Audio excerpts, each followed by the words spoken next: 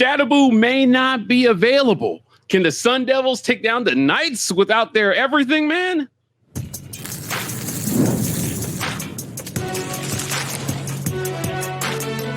You are Locked On College Crossover, part of the Locked On Podcast Network. Your team every day. Welcome on in to Locked On UCF. It's a crossover episode, and we're your daily podcast, whether you're watching the Sun Devils or the Knights. I'm your host, Mike G, and thank you for making Locked On your first listen of every day. Joining me is my favorite Sun Devil, Richard Bradshaw.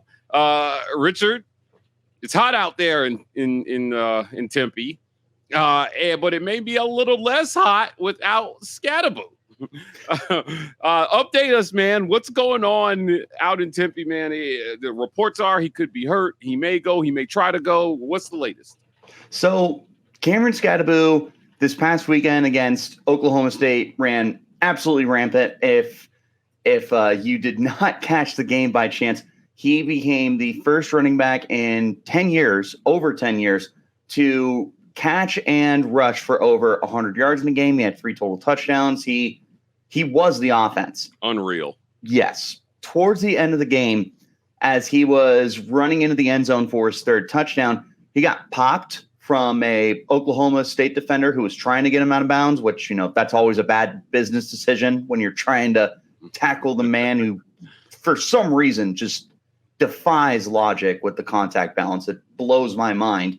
But looks like he hit him pretty good, because next we saw Scattaboo was on the sidelines, no pads on, and talking with what we now assume was some kind of medical staff trainer.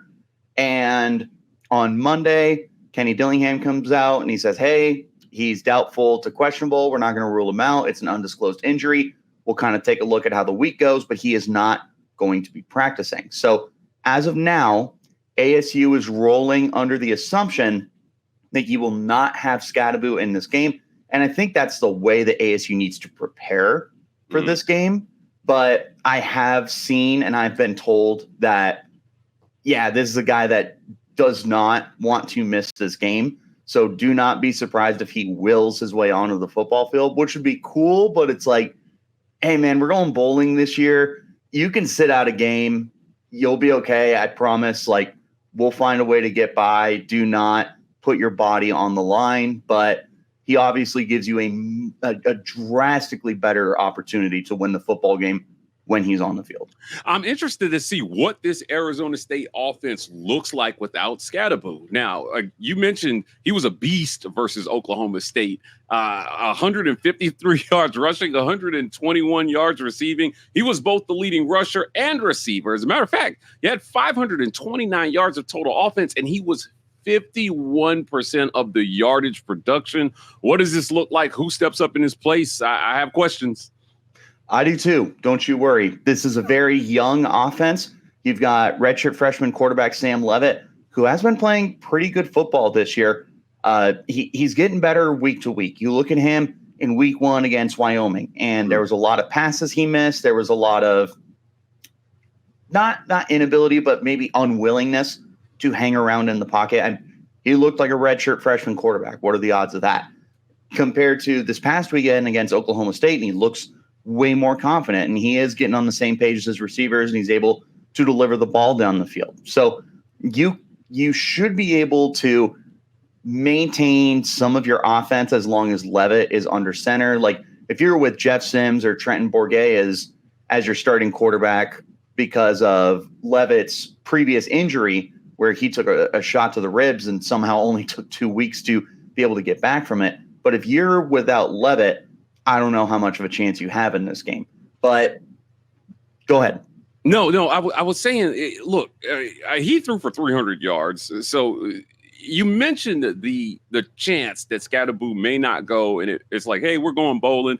But there's a lot on the line here for Arizona State. You're 6-2 right now, and your best player, if he doesn't go, you've got to find some answers on offense.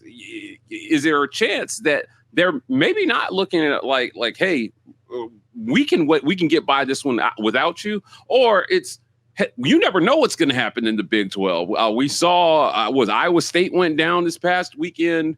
BYU still sitting there undefeated, but there's some openings for those 2 lost teams to jump in there and make some noise. There certainly is, and I would be surprised if that wasn't something that was on Cam's mind as motivation to get onto the field. This is a really good running back room. It's just Scattaboo has been so good this year that you're not really distributing carries. But last week you did see Kyson Brown get involved. He is probably the future of this backfield when Scattaboo inevitably runs out of eligibility this offseason as a true senior, which, God, how many times do you see that anymore in college football? Yeah. Kyson, he's a beast. He's a bigger back, but he is able to make moves in space. He had a 66-yard touchdown reception early in the year, or a 68-yard, which is the longest on the team. He had 2 rushing touchdowns this past weekend. I know that ASU trusts him to be the go-to running back if they need him to be.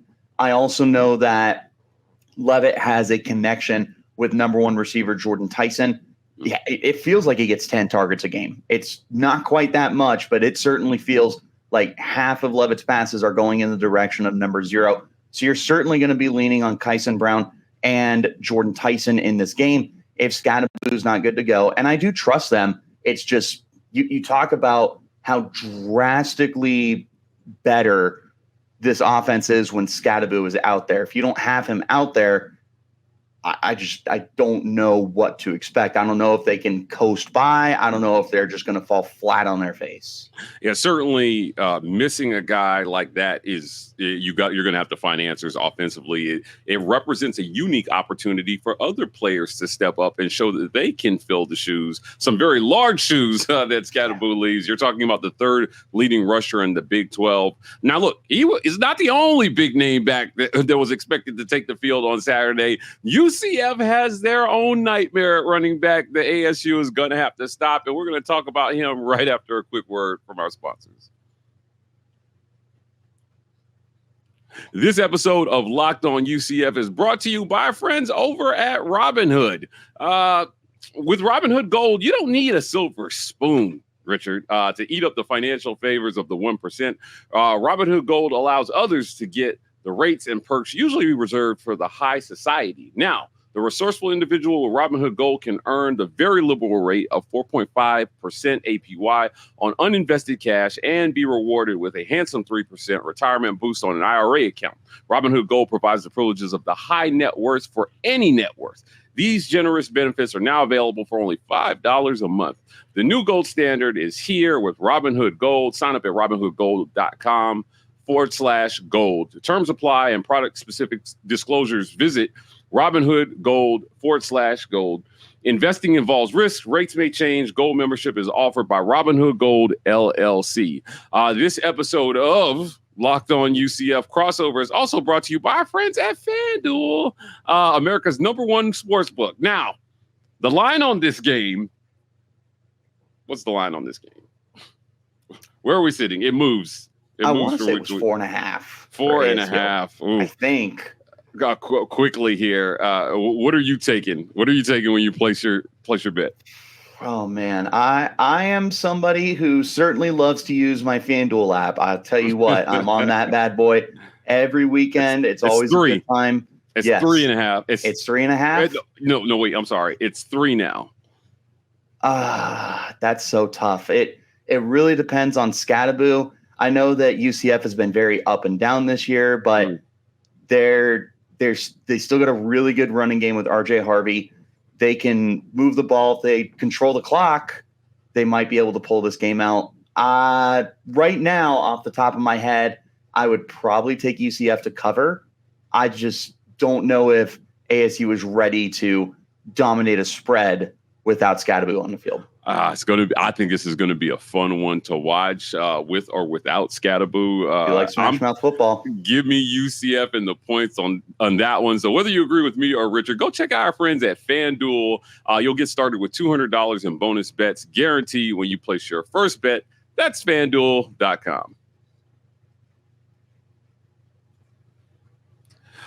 Richard, R.J. Harvey is a man. As a matter of fact, I think he's the second leading rusher in all of college football right now. He's first in the Big 12. This is a much tougher defense he's going to be going up against this week. How are you looking for Arizona State to defend R.J. Harvey on Saturday? I mean, I wouldn't say you have to sell out for R.J. Harvey, but he's got to be your top priority. ASU has faced some really good running backs this year. They faced Ollie Gordon last week. They clamped him, which, I mean, that whole offense is just very untrustworthy with Oklahoma State.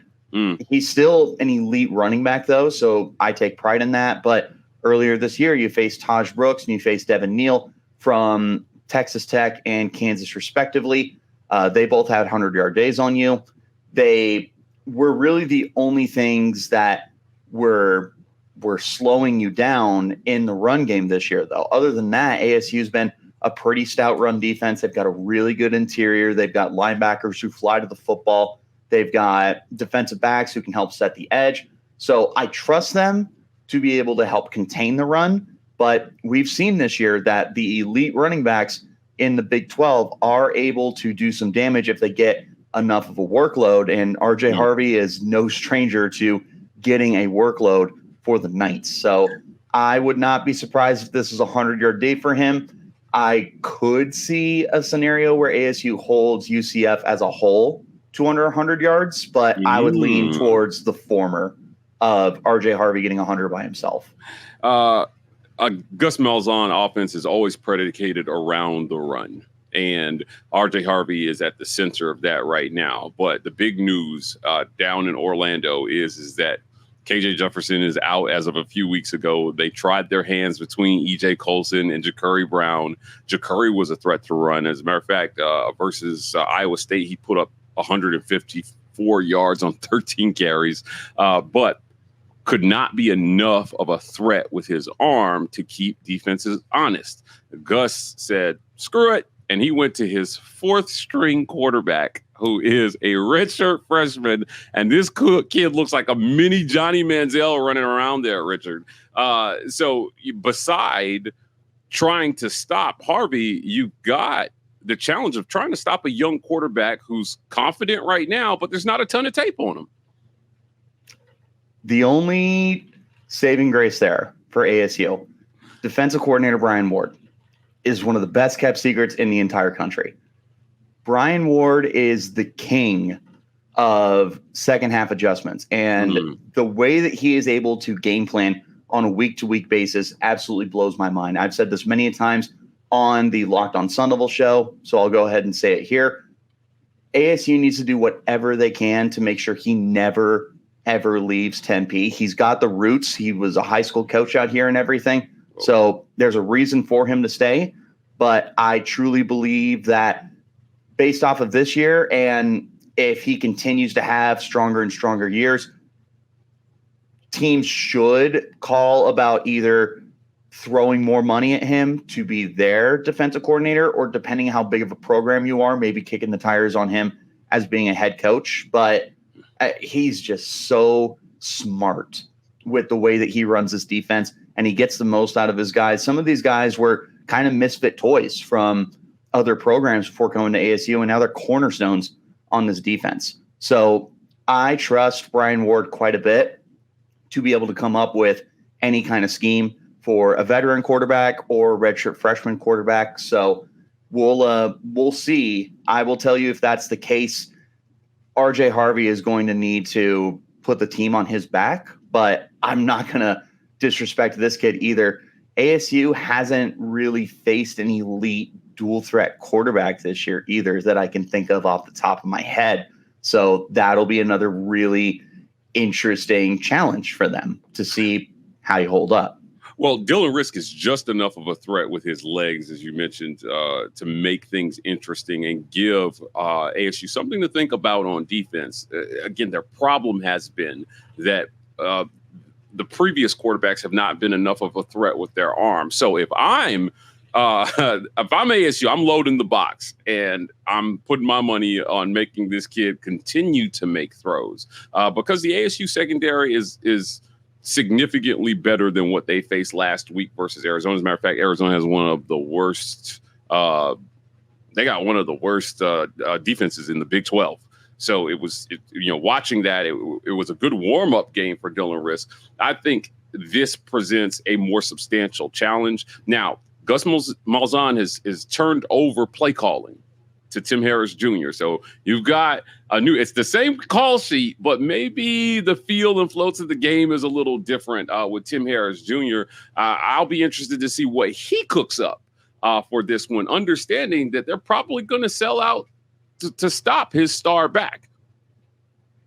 And I think that's probably the way you got to approach this game if you're Brian Ward. And it's not even to disrespect the passing game or anything like that. It's not to disrespect the ability of Rizk.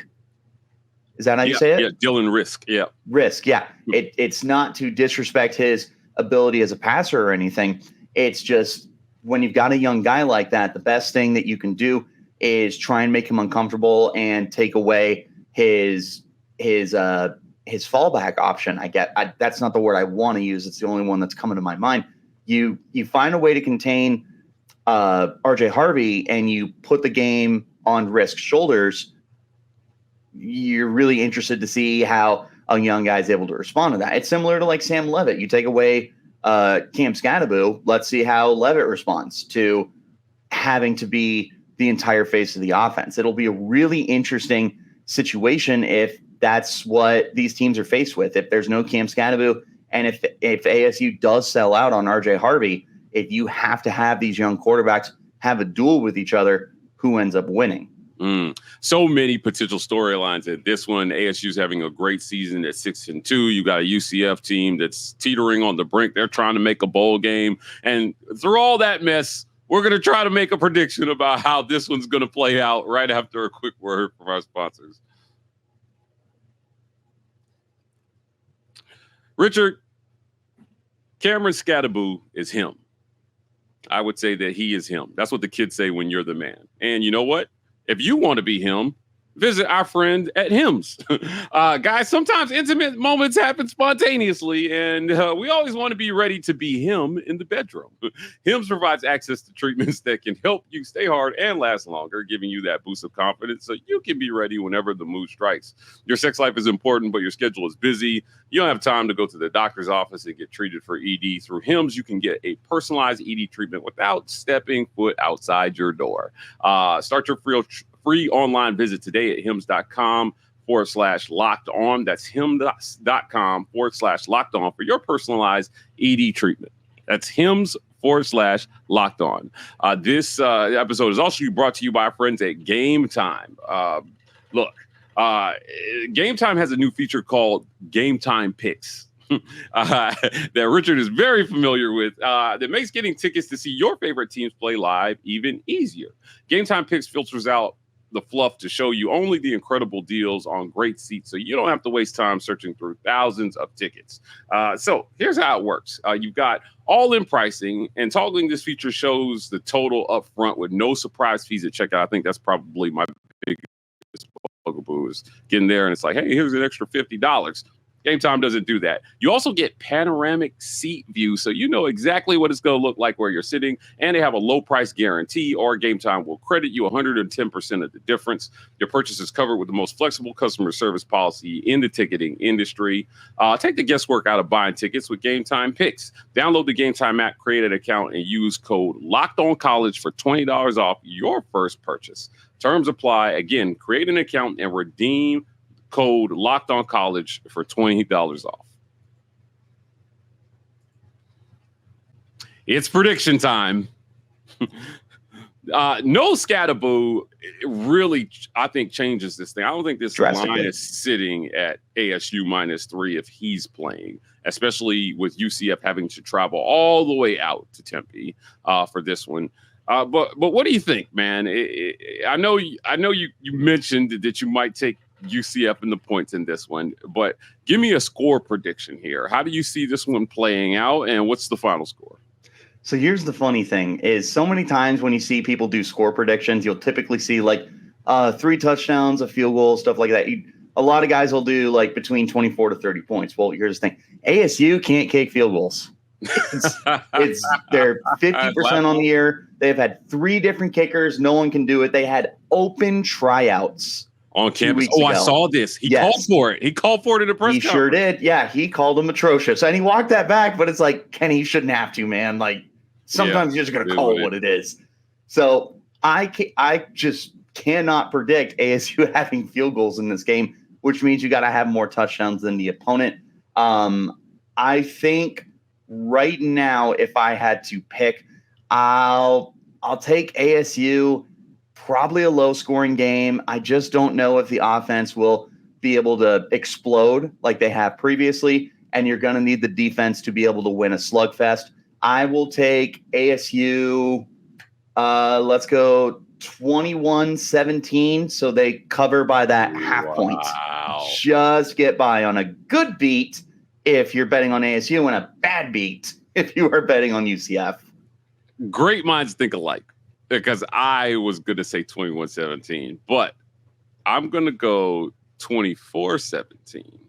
I agree with you. I think that this is low scoring. Maybe both offenses look like a mess in this one. I'm looking for ASU to limit what Tim Harris is going to try to do offensively. And to me, this one comes down to the big plays in the fourth quarter. Which teams can find the big plays? Now, Dylan Rizk has proven that he's not risk averse. He'll throw that dangerous pass and try to figure out, how to make something happen for his team. But, is he? I think this is the week that we find out whether he is a big-time college quarterback. So many kids, Richard, never get this shot. You're buried on the depth chart, and timing, like it feels like in college, timing is everything. They brought in the big SEC transfer in KJ Jefferson. He didn't work out. And then they went to, the other transfer in Jacurri Brown that came from Miami. And then the true freshman, EJ Colson got his shot. And then finally they get to Rizk. And, talent evaluation, we say this all the time on Locked On UCF, is not an exact science. Sometimes the best guy is on the bench. And so you've got a kid now who he made the most out of the small opportunity he got at the end of the BYU game while the other quarterbacks were floundering, and he's found himself in this position. And I think it's going to come down to what he can't do. I think they limit him some, but can he make the big play? I'm going to go with yes in this one. I like his moxie. I think that he is a great story, and I think he might be one of the better stories in college football. I'm going UCF 24, ASU 17. No disrespect, but because Scattaboo, especially if he doesn't play. Now, if he does play for some reason, I throw everything I said out the window and just get ready for a wild ride. Rich, I want to thank you for joining me on this crossover episode. Before we get out of here, tell people where they can find you. You can find me on Twitter /X, whatever the cool kids are calling it these days, at Richie Brads. That's with a Z36. You can always check out the Locked On Sun Devils podcast. I will have this episode up from my perspective. I'll give my little intro, and then me and Mike will be jabbing back and forth. So if you want to give that some love, you can check out the Locked On Sun Devils podcast on YouTube, wherever you're getting your podcasts. We also have the Twitter at LO_Sun Devils.